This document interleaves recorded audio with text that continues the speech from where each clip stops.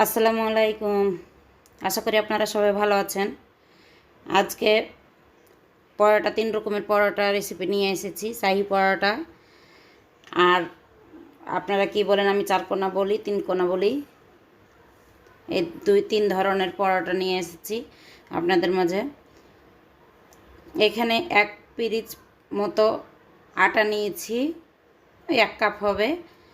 1 table চামচ তেল, soybean তেল আর পরিমাণ মতো লবণ দিয়ে আটাটাকে ভালোভাবে মেখে নিব আগে। তারপর অল্প অল্প পানি দিয়ে ডো বানিয়ে নিব।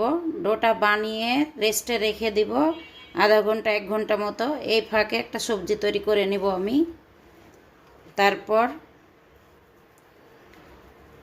আটাটা রেস্টে রাখার পর ছোট ছোট করে লেচি কেটে নিব। নিয়ে আমি পরোটা বানাবো। এখানে আমি তেল দিয়ে আজকে বানাচ্ছি। শাহী পরোটা বানাতে গেলে রুটিটা একটু লম্বা করে নিতে হবে, গোল করলে হবে না। করে একটু তেল মাখায় দিয়ে একটু আটা ছড়াই দিতে হবে, তাহলে পরোটাটা ফুলে ভালো। এভাবে জিগজ্যাগ জিগজ্যাগ করে নিতে হবে। এদিকে একবার উল্টাতে হবে, একবার এদিকে। আমি যেভাবে ভাঁজ দিচ্ছি সেভাবেই একদম দোকানের মতো পরোটা হবে। শাহী পরোটা হোটেলে যেভাবে আপনারা খান, যেরকম পরোটা সেই পরোটা সেম।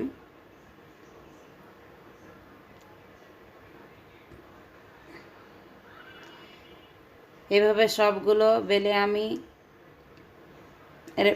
গোল করে করে নিব, লিচি বানায় রেখে দিব।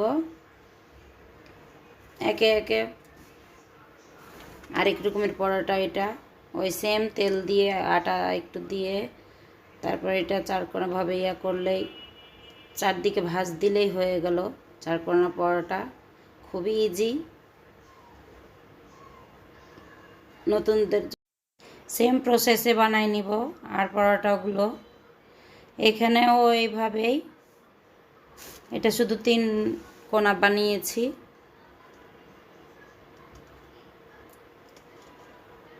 এখানে পরোটা ভাজার একটাই, তেলটা একটু গরম হতে হবে। তেলটা গরম যখন থাকবে তখন প্রথম যেটা বেলেছেন ওপরে, সে অংশটা দিবেন ওপরে, মানে নিচ তাওয়াতে দিয়ে হালকা একটু সেকে উল্টে নেবেন, তাহলে পরোটাটা ফুলে। এবার সব পরোটাগুলো আমি ভেজে নিব। পরোটাগুলো ভাজা কমপ্লিট, অনেক সুন্দর হয়েছে। আমার বাচ্চার চিনি খাওয়া নিষেধ, তাই আমি চিনি দিইনি। পারলে আপনারা আটা সানার সময় একটু চিনি দিয়ে দিতে পারেন। আজ এ পর্যন্ত, ধন্যবাদ। আসসালামু আলাইকুম।